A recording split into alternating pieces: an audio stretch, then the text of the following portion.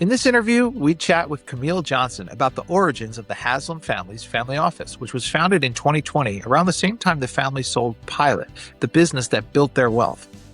Camille walks us through how a young office has grown to serve 43 family members across 4 generations, and why she believes that the best governance structures are the ones you're willing to build imperfectly and adjust as you go.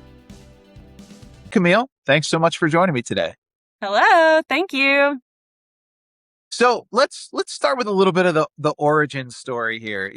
When was the family office founded? And if you kind of know the answer to this question, why was the family office founded? What was the goal? I love it. The origin story. So I do know the answer. Okay. Shockingly. Sometimes it's, you're not always sure, because I wasn't here when it was founded. Right. So Family Office was founded in 2020, which obviously is a unique time to be starting literally anything, given what was going on in the world then. And so the family had started, the source of their wealth are the Pilot gas stations. If you've ever been through one of those, Jim Haslam, who still comes in the office every single day at 95. He is, you always hear of people and you wonder, like, are they as great as you think that they are? And he's better. He's the best. Yeah. So it's a huge privilege to get to share an office space with him every day. And I hope that I hope I'm as sharp as him one day at 95. Yeah. And so, but he, is the founder of Pilot, started it from the ground up. Hearing him talk about it is the coolest thing ever, and just really inspiring. And so, that had obviously was, when people talk about family offices and family businesses, that was, for the Haslams, that was Pilot. And so, when they began kind of the selling process of Pilot, that's, I think, a pretty natural time for a lot of families to start the, what's next conversation. And also, I think for a lot of families, the what's next is a family office. Definitely. And so that was founded for them 2020.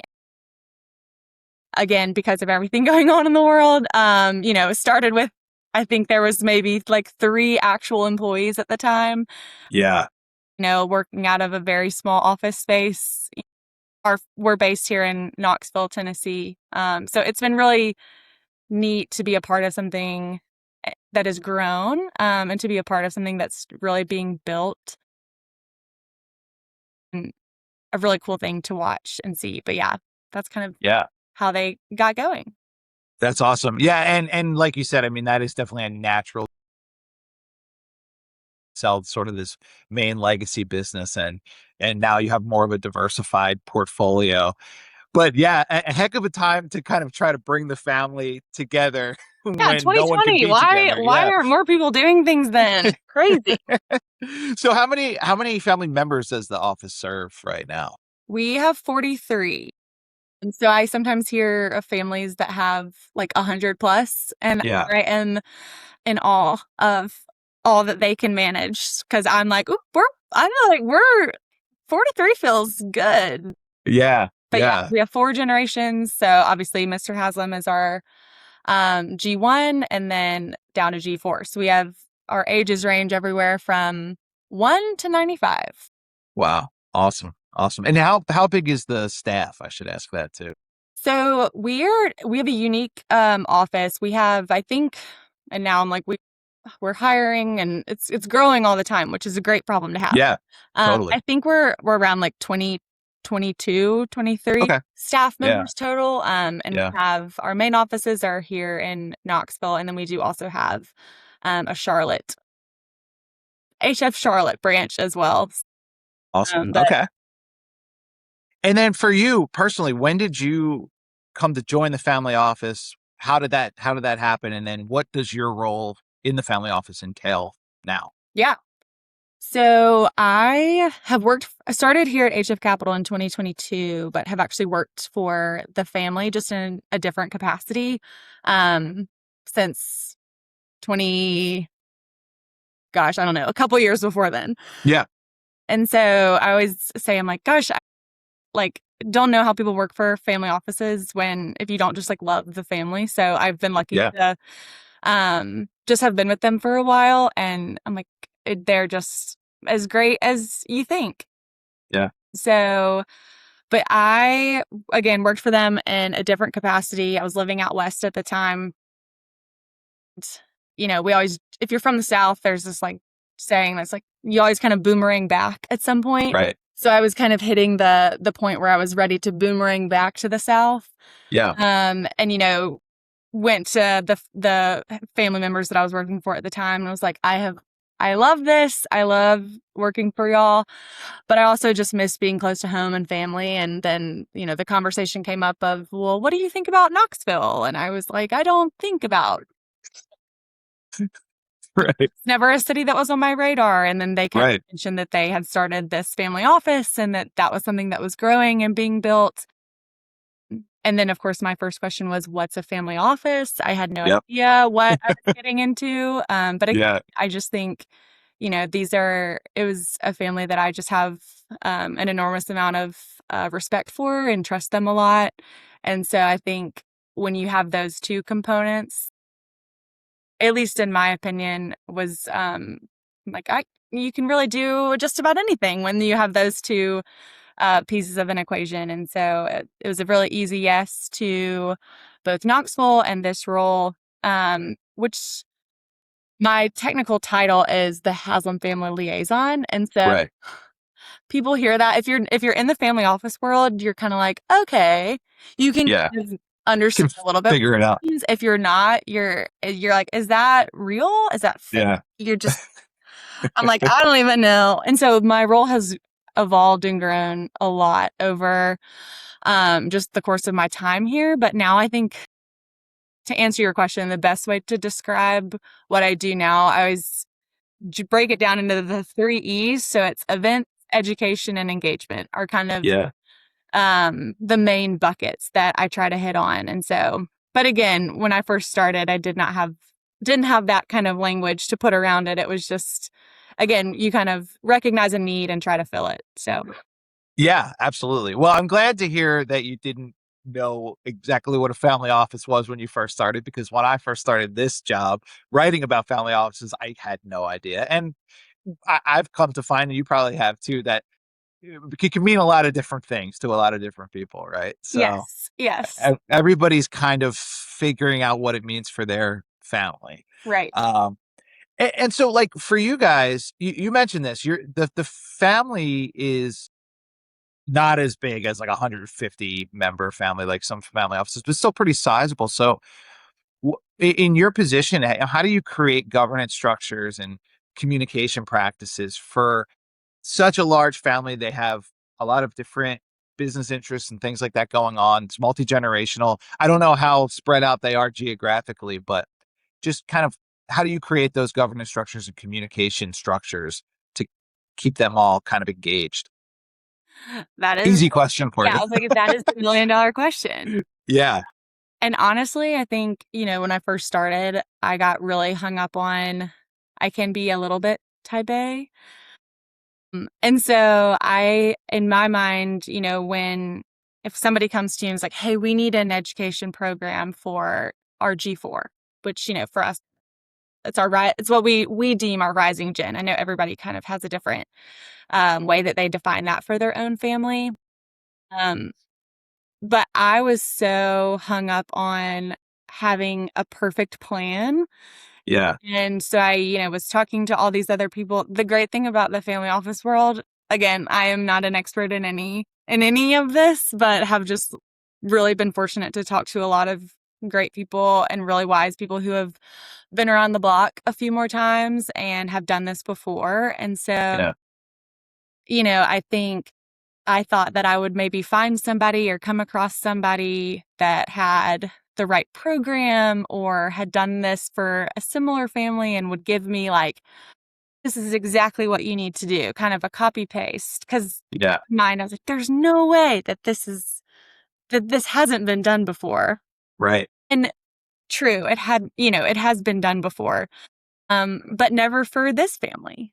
Yeah. So I think that was the unique piece of realizing like, gosh, there's gonna have to be some element of like, at some point I'm just gonna have to start. And I was like, that's even when people ask me about it now, I'm like, just start. Like, even if it's with one thing, just start. Yeah. Because I was very fearful of getting it wrong or, wanting to please every single, how do you meet the expectations of a lot of different people? And the reality is A, you just won't. Um, Right. and then B, you'll never regret just starting because you'll learn, I've learned a lot from things that have worked and things that haven't worked. So, Yeah. um, would definitely just say at some point you just start. And a great piece of advice I got when I was kind of figuring that out and getting to talk to people who are much smarter than I am. We always, there's like the saying that, if you're ever the smartest person in the room, you're in the wrong room. I was like, I'll never be in the wrong room. Uh, and so they were like, you're not ever, it's like any family. Like you think about your own family. And I'm like, I have two brothers and cousins. And, it's like trying to think about us getting to agree on Yeah. everything. Impossible. Yeah. Impossible. And we're all like, Totally. on great, Yeah. but we also have had very different life experiences too. So Yeah. somebody told me kind of as we were navigating this process, like, you're not going to get a family to agree on everything. And that's not a bad thing, Right. but they can align on a couple of things or one thing. And so kind of like to put your energy there versus worrying about, you want to make everyone happy and Yeah. I'm a recovering people pleaser. So of course you want that. Uh, and so that was really helpful advice. But, at the end of the day, I think it was helpful for me to kind of work backwards, thinking about G4 and how to set them up well for success. And just realizing that the structures are going to look a little bit different for each generation, and that's okay. And I think that's a good thing. But yeah, just to be okay to try something and be humble enough to realize if it worked or didn't work. 'Cause Yeah. again, you'll learn, and a lot of the family they're really gracious and kind, and um, they also, it's their first time doing it too. So it's not like they have. We're all learning together, so I think that's been really helpful. But Yeah, definitely. Well, like you said, the number one thing is like if you're gonna try things, you have to have that humility to know, okay, this isn't working. Learn from it and move on. Which that's the key, right? right, yeah, It's different for every family, I guess is the point. And you just never know how it's gonna come together for that specific family. yeah. And so I think when we first started, our governance structure looked a lot different than it does now. And that's, Yeah, again, not a bad thing, but we also realize, some family members are in a position where they can and want to engage a lot more. And other family members are like, hey, I have 3 kids under the age of 11. And yeah, I'm like just trying to like keep my head above water. And yeah. so just recognizing that, there's always space for them to be involved in whatever capacity they want to be. And it's okay if that time is not right now.